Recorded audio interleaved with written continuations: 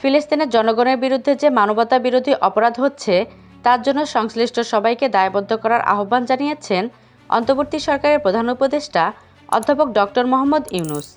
একই সঙ্গে তিনি ফিলিস্তিনের জনগণের উপর চলমান নৃশংসতা বন্ধে অনতিবিলম্বে পূর্ণাঙ্গ যুদ্ধবিরতির আহ্বান জানান। নিউ ইয়র্কের স্থানীয় সময় শুক্রবার জাতিসংঘের সদর দপ্তরের জেনারেল অ্যাসেম্বলি হলে জাতিসংঘের সাধারণ পরিষদের ৭৯তম অধিবেশনে বাংলায় দেওয়া ভাষণে তিনি এসব কথা বলেন। ডক্টর মোহাম্মদ ইউনূস বলেন, বহুমুখী সংকটে জর্জরিত বর্তমান বিশ্বে যুদ্ধ এবং সংঘাতের ফলে ব্যাপক ভিত্তিতে মানুষের অধিকার খর্ব হচ্ছে। বিশ্ববাসীর উদ্বেগ এবং নিন্দা সত্ত্বেও গাজায় গণহত্যা থামছে না।